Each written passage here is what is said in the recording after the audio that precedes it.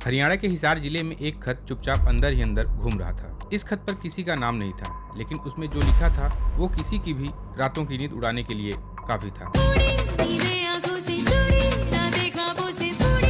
उस पत्र में लिखा था, सिरसा के इस आश्रम में मेरी जैसी कई लड़कियों का शारीरिक शोषण हो रहा है। महाराज, हम साथियों के साथ गलत काम करते हैं। यह खत बिना नाम के उस समय के तत्कालीन प्रधानमंत्री अटल बिहारी वाजपेयी के कार्यालय तक पहुंच जाता है। कुछ ही समय बाद एक साध्वी के भाई, जिसका नाम रणजीत सिंह था, उसको भी गोली मार दी जाती है, सिर्फ इसलिए कि बाबा को शक था कि यह पत्र रणजीत सिंह ने ही लीक किया है।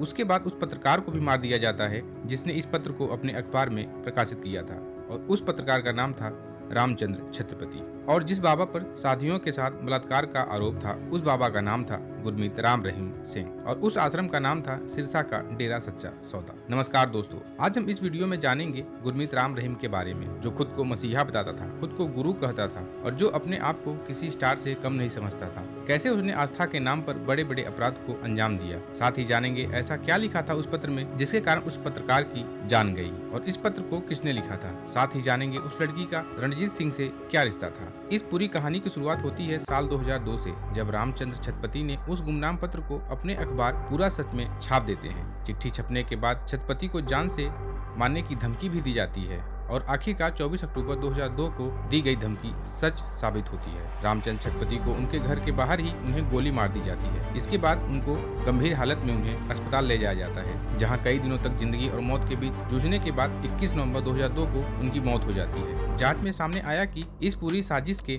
पीछे गुरमीत राम रहीम सिंह का हाथ है, और ये सब कुलदीप सिंह और निर्मल सिंह के जरिए करवाया गया था। इस हत्या के बाद पहली बार सिरसा के आम लोग सड़कों पर उतरे। उन्होंने डेरा के खिलाफ नारे भी लगाए, लेकिन पुलिस तो राम रहीम की जेब में थी, जिसके कारण इस मामले को जमीनी विवाद बताकर भटका दिया जाता है। जब पुलिस से न्याय नहीं मिला तो बेटे अंशुल ने जनवरी 2003 में हाई कोर्ट का दरवाजा खटखटाया।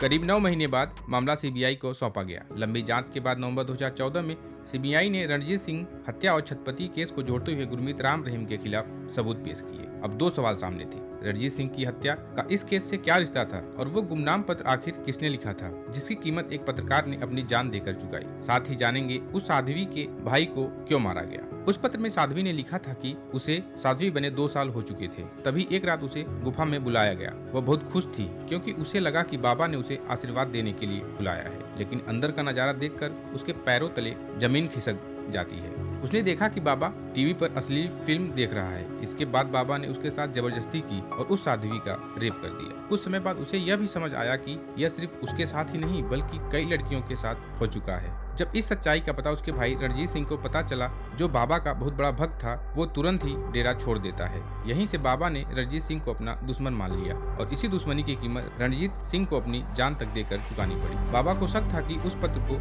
रणजीत सिंह ने ही लीक किया है। इसके बाद इस मामले को प्रधानमंत्री मनमोहन सिंह का पूरा समर्थन मिला। प्रधानमंत्री ने सीबीआई से साफ कहा था कि बिना किसी राजनीतिक दबाव के सच्चाई को सामने लाया जाए। इसके बाद सीबीआई को यहाँ से असली ताकत मिलती है और जांच तेज हो जाती है। लंबी पड़ताल और ठोस सबूतों के आधार पर जुलाई 2007 में सीबीआई अंबाला कोर्ट में डेरा प्रमुख गुरमीत राम रहीम के खिलाफ 2 साध्वियों के रेप मामले में चार्जशीट दाखिल कर देती है। इसके बाद धीरे धीरे वे परतें खुलने लगती है, जिनके पीछे बाबा सालों से छुपा होता है। भगवान कहलाने वाले बाबा का असली चेहरा सामने आने लगता है, और फिर आता है वो दिन जिसका पूरे देश को सालों से इंतजार था। 28 अगस्त 2017 को रोहतक की सुनारिया जेल के पास भारी सुरक्षा के बीच एक अस्थायी अदालत लगाई जाती है। चारों तरफ पुलिस, पैरामिलिट्री फोर्स और सख्त पहरा था। स्पेशल जज अदालत में फैसला सुनाते हैं। गुरमीत राम रहीम दोनों रेप मामले में दोषी पाए जाते हैं। उसे 20 साल की सजा सुनाई जाती है, और पीड़िता को मुआवजा देने का भी आदेश दिया जाता है। फैसला सुनते ही जिसे लोग भगवान कहते थे, वो अदालत में घुटनों के बल बैठकर माफी मांगने लगता है। लेकिन कहानी यही खत्म नहीं होती।